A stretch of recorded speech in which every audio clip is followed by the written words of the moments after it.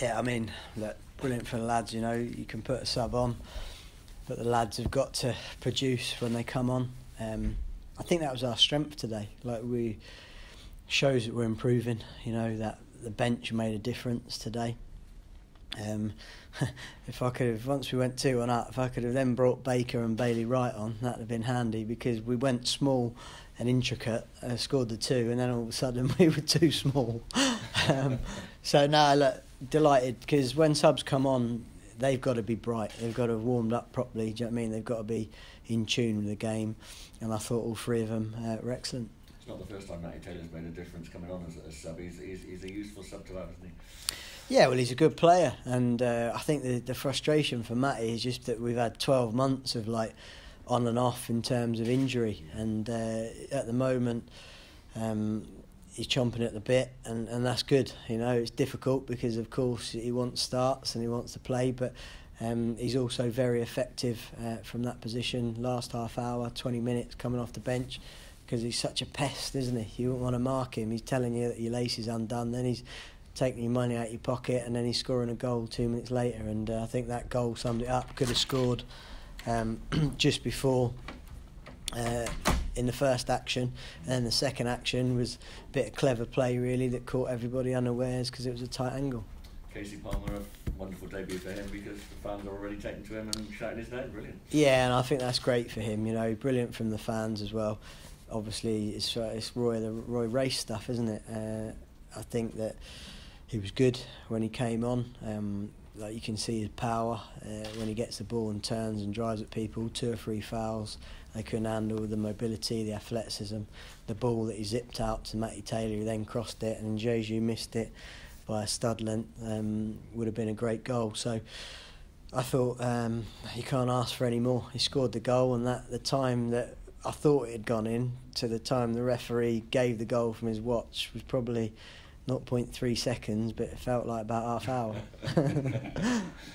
He's another attacking player, Lee, obviously. I mean, and as you say at the end there, you probably have too many attacking players on there. So interesting selection problems you've got now, because you've got several attacking midfield players to choose from. Yeah, but you need a strong squad. You know, we've got big games coming up, business end, if you like, the season. I was pleased with today, really.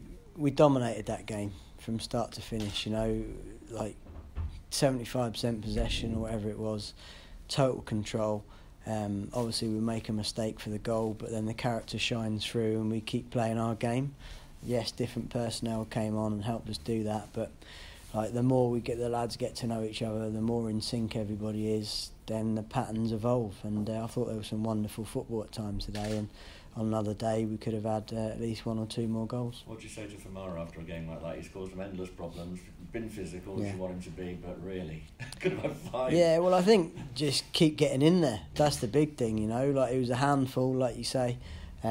Yes, he'll be disappointed, because I know how much he loves scoring, and he does fit, like, goals give him confidence, but it's a numbers game, you know, and for strikers you've got to keep getting in there, and you've got to give yourself the opportunity to miss the chances. But if you hide from the next one, then you're never going to score. So the important thing is that he keeps flashing across people in the box, and we get numbers in the box, because earlier on in the season we were slightly isolated, but now we're getting sometimes 4, sometimes 5 in the box at any one point, and it gives him the opportunity to get across someone. Finally, for me, Lloyd Kelly, obviously attracting a lot of attention, scouts in the stand again today.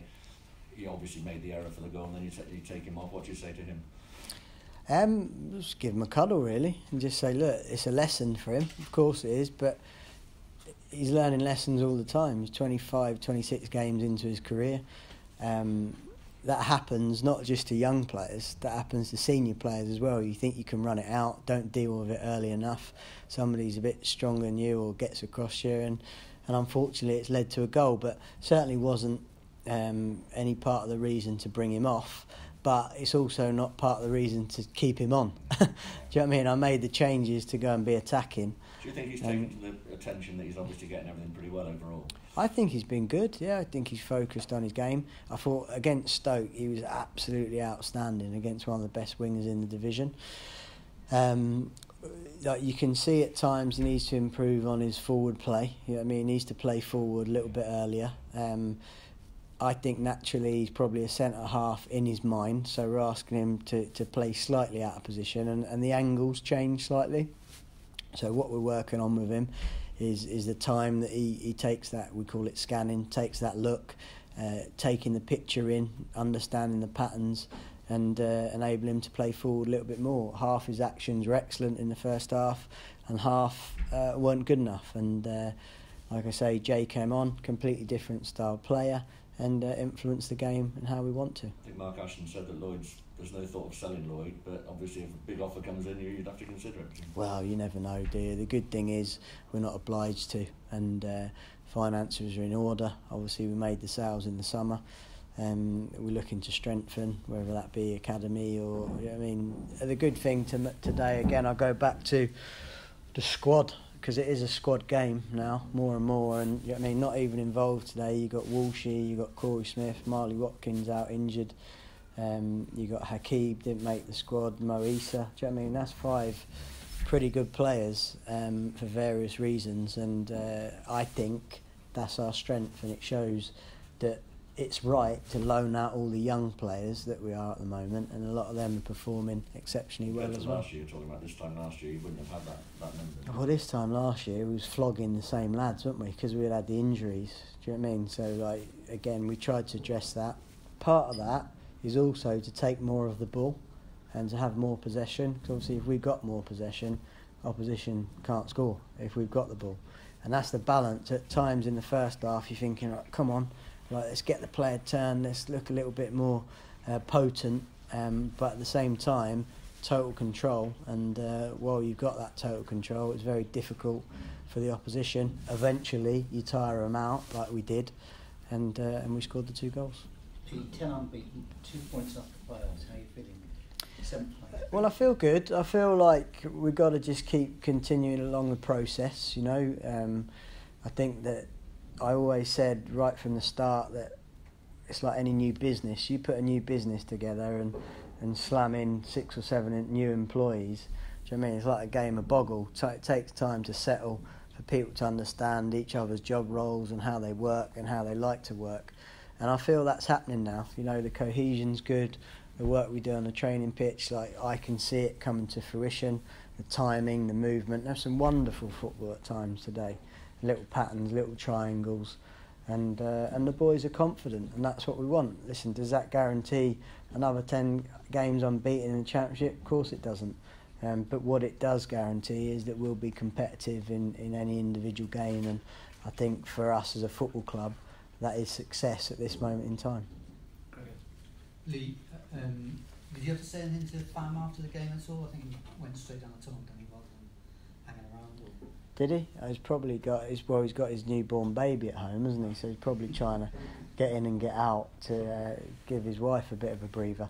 But no, he's fine. He's buzzing with a win. Obviously, after the game, of course, he wants to score goals, and he does live for goals, which is good. But like we said, he'll get a pat on the back for his performance for sure.